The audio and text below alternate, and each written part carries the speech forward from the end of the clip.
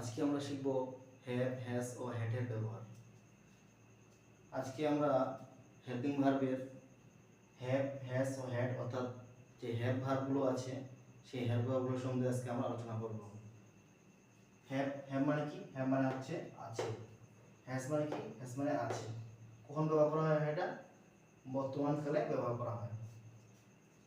যেমন একটা সেন্টেন্স কি বলেছে, আই হ্যাভ আ পেন, আমার একটি কলম আছে। হি হ্যাজ আ পেন, তার একটি কলম আছে।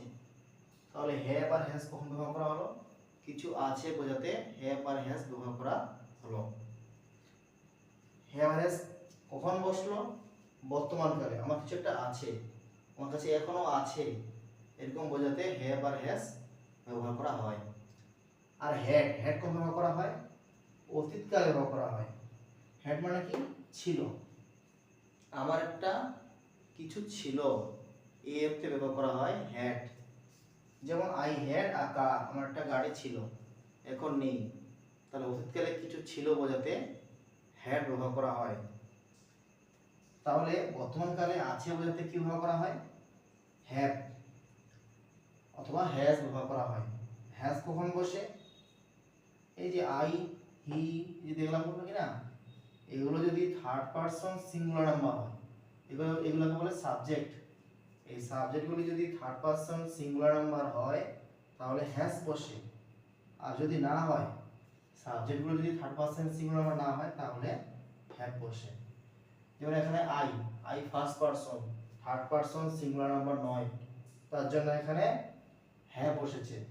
আর হি, হি হচ্ছে থার্ড পারসন সিঙ্গুলার নাম্বার, আর থার্ড পারসন সিঙ্গুলার হলে হ্যাজ বসে, তার কারণে হি এর পরে হ্যাজ বসেছে। তাহলে আমরা কি বুঝতে পারলাম যে সাবজেক্টটি যদি থার্ড পারসন সিঙ্গুলার নাম্বার হয় তাহলে তারপরে হ্যাজ বসবে, আর যদি থার্ড পারসন সিঙ্গুলার নাম্বার না হয় তাহলে কি বসবে? হ্যাভ বসবে, যেমন এখানে হ্যাভ বসেছে। তাহলে হি যেহেতু থার্ড পারসন সিঙ্গুলার নাম্বার, তারপরে হ্যাজ বসেছে। আর আই যেহেতু থার্ড পারসন সিঙ্গুলার নাম্বার নয়, এই কারণে এখানে হ্যাভ বসেছে। আমরা এই নিয়মটাকে থার্ড পারসন সিঙ্গুলার নাম্বার বা অন্য কোনো নিয়ম ভাবে যদি আমরা এটা মনে রাখার চেষ্টা করি তাহলে আমরা এইভাবে মনে রাখতে পারবো যে আই ও ইউ এর পরে হ্যাভ বসে।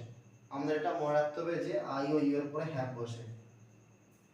আর কি? এই সাবজেক্ট যদি একটিকে বোঝায়, এই সাবজেক্ট যদি একটিকে বোঝায় তাহলে হ্যাজ বসে। আর যদি একের বেশি কে বোঝায় তাহলে আবার হ্যাভ বসে। যেমন দে হ্যাভ, দে দিয়ে একের বেশি কে বোঝাচ্ছে তাহলে হ্যাভ। উই, উই দিয়ে একের বেশি কে বোঝাচ্ছে তাহলে হ্যাভ, উই হ্যাভ। আর আই এর পরে তো বলেছি আই এর পরে হ্যাভ বসবে, ইউ এর পরে হ্যাভ বসবে। সি, সি দিয়ে একটিকে বোঝাচ্ছে তাহলে হ্যাজ, হি দিয়ে একটিকে বোঝাচ্ছে তাহলে হ্যাজ।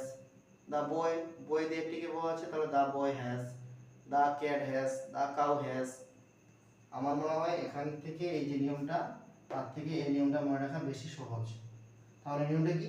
আই ও ইউ এর পরে হ্যাভ বসে, আই ও ইউ এর পরে হ্যাভ বসে, আর যদি একটিকে বোঝায় তাহলে হ্যাজ বসে, একের বেশি বোঝালে হ্যাভ বসে। আর হ্যাড কখন বসে? অতীতকালে ছিল বোঝাতে হ্যাড বসে।